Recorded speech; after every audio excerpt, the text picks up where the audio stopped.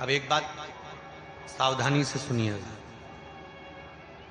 शायद शिव महापुराण के माध्यम से अभी तक ये बात सामने नहीं आई, पर शिव पंचायत कथा में आ रही है। जितने आस्था चैनल पर कथा सुन रहे हो, जितने फेसबुक और यूट्यूब पर सुन रहे हो, और जितने इस छत्तीसगढ़ की पावन धरा पर बैठकर सुन रहे हो, बहुत सावधानी से सुनना। एक प्रश्न हमारे भीतर खड़ा होता है, जब हम सूर्य नारायण भगवान को अर्घ देते हैं, जल चढ़ाते हैं, तो वो जल पृथ्वी पर जब गिरता है तो उसके छींटे हमारे शरीर पर लगते हैं। क्या वो ठीक है? क्या वो श्रेष्ठ है?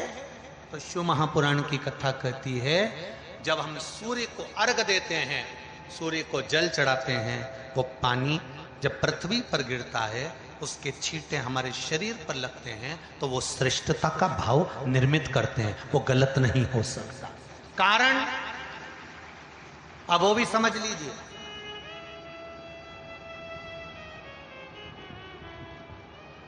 अब सूर्य नारायण भगवान को आप जल चढ़ा रहे हो, तो छींटे नहीं लगे, उसके लिए क्या स्टूल पे चढ़ के चढ़ाओगे कि कुर्सी पे चढ़ के चढ़ाओगे? अरे बोलो तो सही। अब कई लोगों के दिमाग में यह बात भरा गई कि हम भगवान को जल चढ़ाते हैं, वो हमारे शरीर में छींटे लगते हैं, जमीन पे से पानी गिरता है, वो हमारे शरीर को छींटे लगते हैं, भगवान को अच्छा नहीं लगता होगा। कौन ने कहा? पहले तो उसको पकड़ के लड़ो।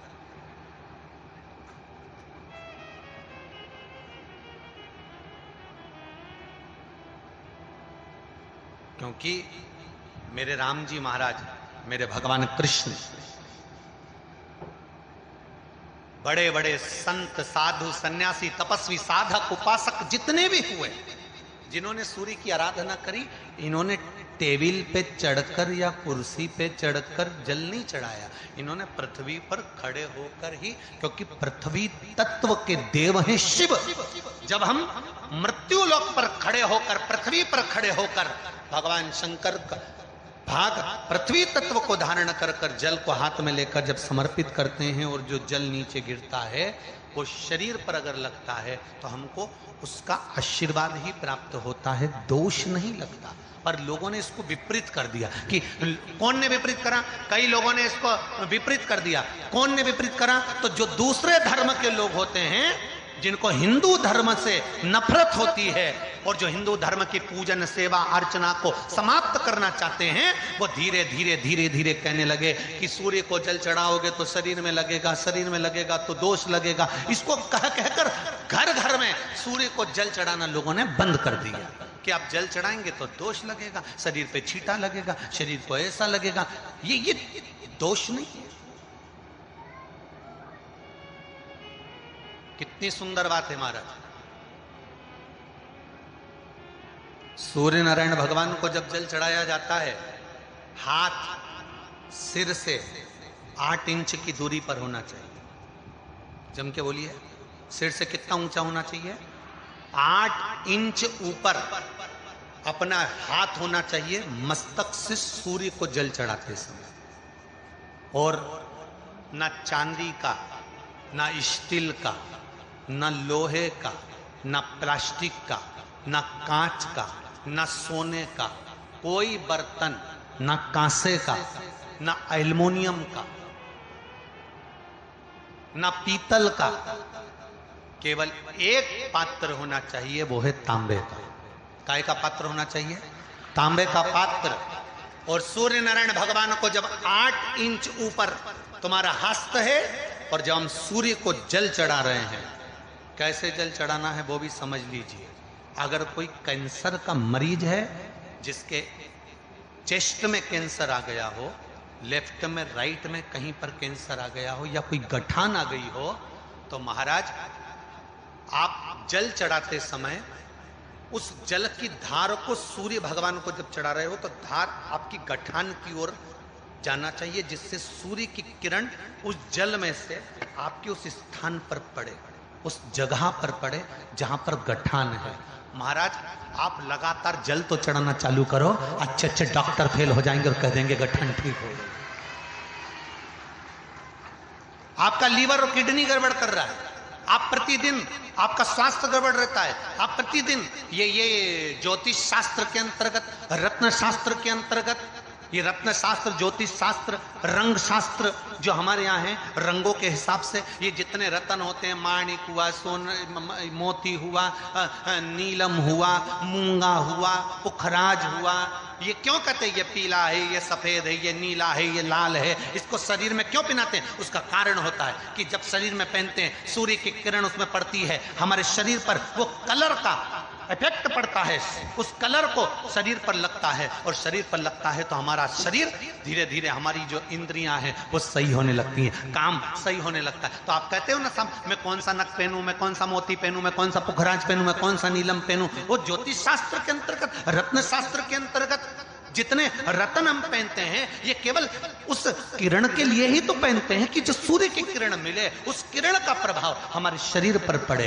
तो इन सबसे अच्छा है कि सुबह शंकर भगवान का नाम लो, तांबा का लोटा में जल भरो, 8 इंच ऊपर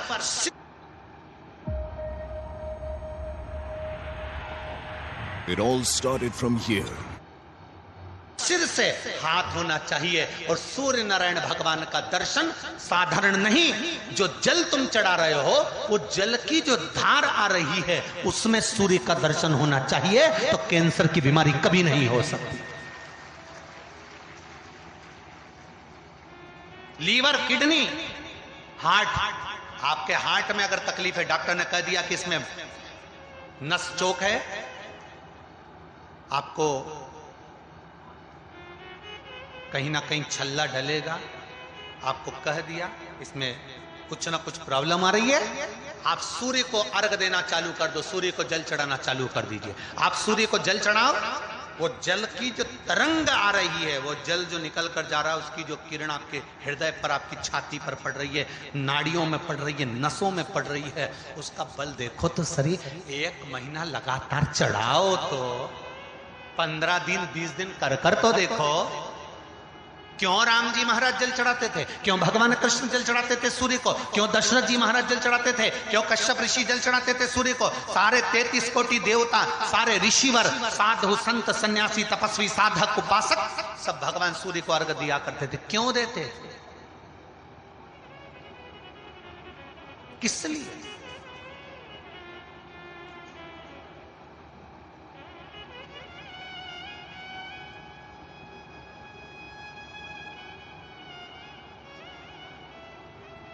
सूर्य नारायण भगवान को जल चढ़ाते समय आपके पंजों की एड़ी ऊंची नहीं होना चाहिए, ध्यान दीजिएगा। आपका पंजा पांव का पूरा की पूरा जमा होना चाहिए भूमि पर। हाथ कितने इंच ऊपर? 8 इंच ऊपर होना चाहिए। जल जो गिरे, सूर्य की किरण, सूर्य का दर्शन उस जल की रोशनी में करना चाहिए। क्या होगा उससे? जिस बच्चे को आंख में चश्मा लगा हो, मोटे से मोटा चश्मा लगा हो, छूट नहीं रहा हो, तो थोड़े दिन उसको सूर्य का अर्घ चढ़वाना चालू कर दो और जल में से सूर्य का दर्शन कराना चालू कर दो। सूर्य का दर्शन जल में से 2 महीना 2.5 महीना बहुत है, आंख की रोशनी बढ़ जाएगी, चश्मा हट जाएगा।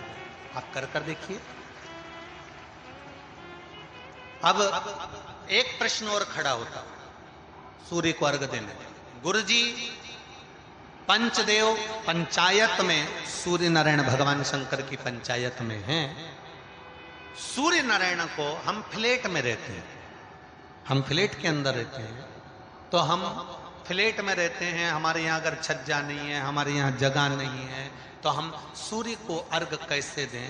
तो महाराज खिड़की तो होगी, अगर घर में फ्लैट में पानी ढुलेगा और आप लोग नहीं समेट सकते तो एक बाल्टी रख लो, एक पात्र रख लो, पर सूर्य नारायण भगवान को अर्घ देकर रोशनी शरीर पर पड़ना चाहिए। जिंदगी में कभी कोई बड़ी बीमारी नहीं आ सकती।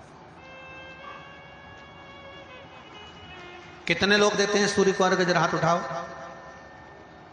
बहुत बढ़िया, बहुत जोरदार। पुरुष लोग भी देते हैं ना, चाहे बच्चे से बच्चा, बच्चों के हाथ में भी 1 लोटा पानी पकड़ाओ। घर में छोटे बच्चे हो ना, उनको तांबे का लोटा दो, पानी दो, जा बाहर खड़े हो जा, 1 लोटा पानी चढ़ा के। पहले दिन आप स्वयं बच्चे के साथ बाहर खड़ी हो ओटले पर, घर के बाहर खड़ी हो, छत पे खड़ी हो या घर के बाहर खड़ी हो, और बच्चे से कह लो चढ़ाओ बेटा, देखो ऐसा हाथ 8 इंच ऊपर करिए, तांबे का लोटा लेकर पानी धीरे धीरे डोलना है, जैसे वो स्लो मोशन के सीन नहीं होते नाटक में, ये एकदम धीरे धीरे, बस नहीं तो मालूम पड़े छोरा छोरी एक साथ उंडेल के नहीं।